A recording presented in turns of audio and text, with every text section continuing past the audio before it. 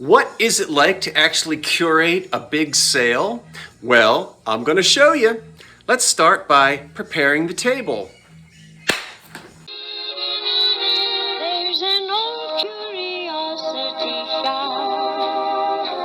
Every once in a while I go by there for the fond recollections that lie there in that old curiosity shop.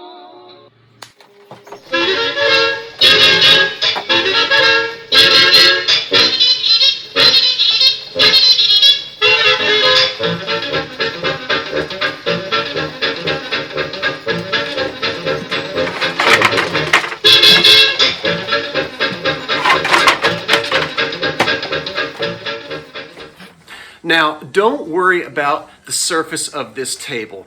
This is a good old hardy oak table, and I'm not fussy about my things. So I'm going to be placing the glass on top of this carefully, even without a tablecloth. But trust me, the table will be just fine. Now, I've extended the two leaves on this extension table, and now I'm about to run down in the basement and start bringing up the EAPG. Now that the furniture is in place, let me start running down into the basement and bringing up my collection of early American pressed glass. Now, hey, that one, is that antique or not? You'll find out. Let's put this down and get busy. Here I go.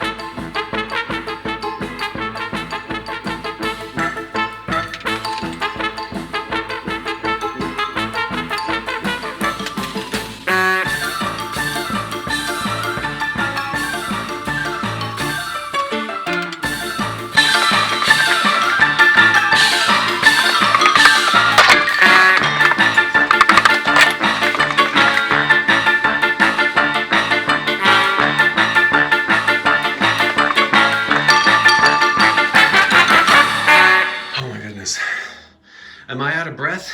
No, not really. Well, I guess it kind of sounds like it.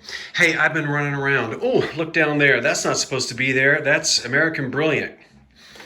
Okay. Here's a dining room table filled. And I don't know but whether you can believe me or not. I've got enough glass in that basement to fill this table 2 more times. I don't think one EAPG extravaganza is going to be enough.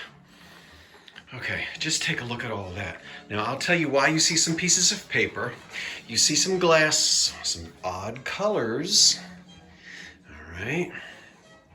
And is all of it EAPG? About 99% of what you see on this table is. A few pieces are not. Look, there's old Minerva in her pickle dish. And how about this one? What an odd color. And guess what? The EAPG database has this line, but they don't have it in that color. Woo! We're gonna add another piece to the database. Okay, let me sit down, turn the camera on myself, and just have a chit chat about what you see. But, you know, I've just begun. I've just begun. Well, here I am, seated, finally. But it's going to take me another hour to get everything out of the basement. And I'm literally bringing everything up here, and then we'll make the decision what's going to be in the extravaganza on November the 2nd and what isn't. Now, if you're new to this, EAPG stands for Early American Pattern, or some folks will say pressed glass. You can say whichever you choose. It does not contain lead. These were factory produced, mass produced, pressed in a mold, can be blown in a mold. And it was really the first affordable glass for, we'll say, the common folk of the day.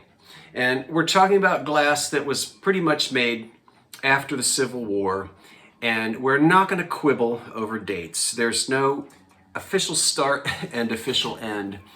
So you can really say the 1870s, 1880s, up to about the World War I era. And you can change the dates if you'd like. But that's pretty much where this glass sits in terms of manufacture. This is, everything that we're going to sell is American made, and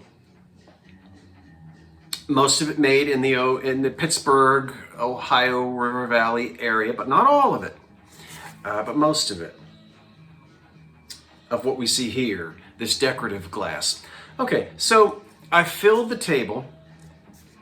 Now, what I'm going to decide is, as I said, I'm going to have a subcategory of EAPG that has beautiful colors, sort of Christmas colors. Look at that butter dish in ruby flashed. And that's something else. Now, I know we don't get hunks of butter like that anymore, but everybody can decide what they want to do with that. And the obvious thing is cheese ball, but there's going to be no rule as to what you may place in that. So something like that, and the Delaware pattern, which I believe that's what you are if memory serves. This glass is all going to be at the EAPG sale, but in a colored subcategory. Now, we don't just have red. This green thing here, we got to talk about that. Put you back down very carefully. And, you know, the glass just didn't come stained in red. Look at the yellow. This is antique. Isn't that beautiful? So we're going to have that as well. I've had green before, and I'm not, well, I'll say this. Way over 95% of the EAPG that you'll find is going to be in crystal. Now, crystal doesn't mean lead, it means clear glass. That's what people wanted. And we had glass for adults. We also had glass for children. That's a toy. A little tureen, a little covered, and this is a toy. Yes, little children, usually little girls, would play with glass, and this was sold as a toy. I've got some other toys. I've got a toy butter dish around here somewhere to show you. And have you ever seen a ketchup? You look at that and you say, my goodness, what kind of a cruet is that? With the stopper and so forth. This was for serving ketchup. Catsup. Tomato ketchup on the Victorian table. And then, of course, we have celeries, creams and sugars, lots of covered butter dishes. We've got cake stands, vases, creams, sugars. We've got everything. Yes, I'm going to talk about you. Hold on. But first, I deserve a little bit of ice cold apple cider. That's autumn. You can get apple cider all year long, but I don't do that. I wait until I get it from an orchard in the county where I was born. South Jersey apples. Good old South Jersey cider. What is that? Oh, anyway, this is wonderful. Out of a green, if you can tell, a little depression green. Ooh, look at that. Okay, this will be also during the EAPG sale. Now, the next thing that has to happen is we start to pull items. You got to curate it. I mean, I've got 200 pieces of this glass.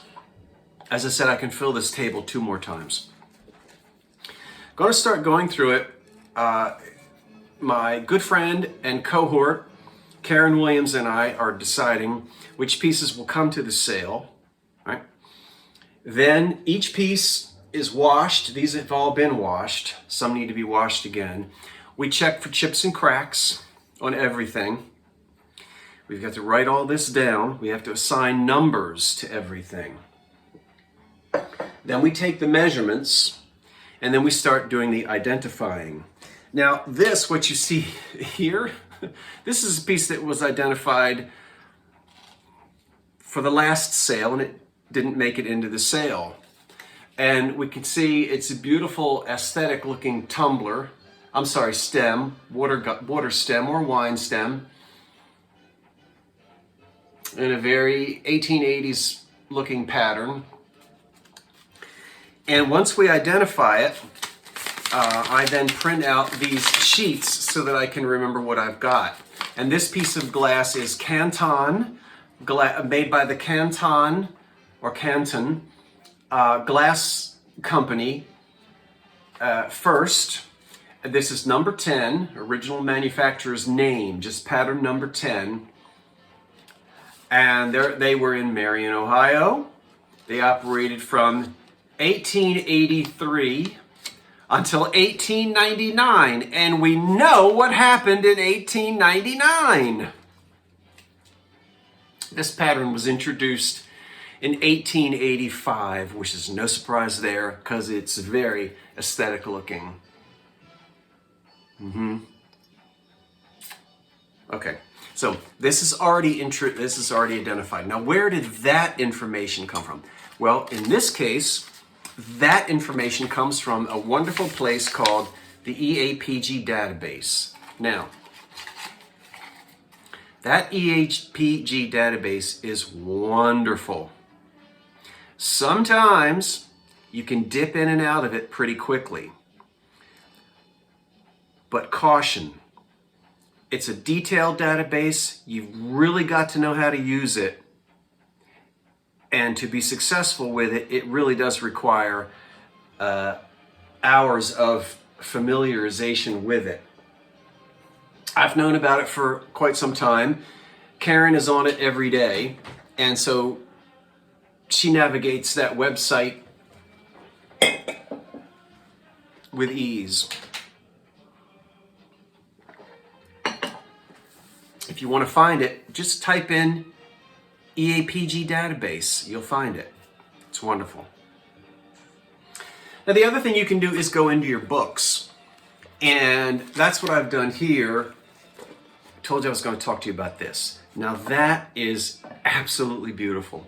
We look at it and we say, it looks just like early American pattern glass. The size of it is the size of a cracker jar or biscuit jar. And we start looking and looking and looking for it. It is unmarked.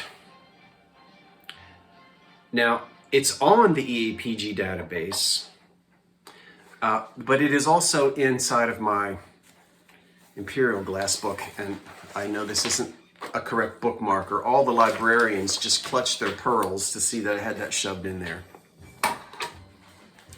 This particular book covers patterns from 1904 to 1938. Now, I'm not really concerned with anything past the First World War, because then EAPG is really over with. But because this goes back to 1904, I was able to find it, and it's right here. So this piece that we see here is the piece we see here. And in the Imperial book, These are drawings from the original catalogs. And this is number 282, line 282, cracker jar and cover. Packed 2.5 dozen in a barrel. Now, the reason it says that is because these were trade catalogs for the commercial trade. Okay, so this piece goes all the way back to the very early days of imperial glass. Or does it? Aha! Well, if you think you've got a piece from 1904, whoa, we don't. Remember, Imperial was in business for a long time. This is an example of a piece reissued. Is it a reproduction? I don't think I'd say reproduction. Maybe I'd say reissue. You couldn't get it in emerald in 1904, but Imperial used the same molds and continued in the 1940s and 50s. So this is really a mid-century piece, a 1950s piece in emerald. And there were several other colors that you couldn't get in 1904, but it's the exact same pattern, same company, but technically not antique. So therefore, I'm pulling you. Ah! Don't worry. It's coming back in the Christmas glass sale. Now I'm pulling it because even though it's an old EAPG mold by Imperial, it doesn't date to the antique era. It dates to, I think, the 50s. And a very kind subscriber also had sent a message to me saying that it was in her Imperial glass book from the 1950s. But oddly, it's not marked with an I and a G for Imperial glass. I would have expected to see that down on the inside. However, when you think about it, the I and the G would have to be added to the mold or carved into the mold. And it appears as though this is the old mold that Imperial used in 1904. Okay, I hope that wasn't too confusing. So we'll put this down. So that will be for sale at the Christmas show. All right, now I'm going to bring the rest of the glass up from the basement, and Karen and I are going to get started figuring out what's going to be in the November 3rd sale at 8 o'clock. We're probably going to go late. That could easily be a 3-hour sale since I have so much glass to sell, to offer, and we're really going to have to do a part 2 if you want me to. You were able to see, but I'll just pan over it again and let you see some of what I've already brought up from the basement. And we're going to take a look at some of these pieces. This amber piece over here, which you can't see, is probably a 1970s piece. These sort of peachy colored pieces here, they may not be antique either, but I know which ones are and which ones aren't. Look at the butter dishes back there. And then more over here. The glass on the china closet top is brilliant cut glass, and that is a completely different category. I shouldn't say completely, but it is a different category, which we're not going to get into. Okay, a lot of work to be done. It takes hours and hours and hours and hours and hours to do this the right way, so that I know what I'm selling and you know what you're getting. And it's a wonderful learning experience at the same time. A wonderful learning experience. Okay, I guess that's it. I'm going to finish this cider and get myself back to work. I hope you'll tune in to the EAPG extravaganza Monday evening, November the 3rd at 8 p.m. And be prepared to stay up. It should be a lot of fun. Do you see anything you like? How would you like your holiday table to have some of this wonderful antique American-made glass, which we will never see the likes of made in this country again? Let's preserve this and use it. Okay, that's it. I'm Scott from the Old Curiosity Shop saying thanks for watching, wait for the cat, and so long for now.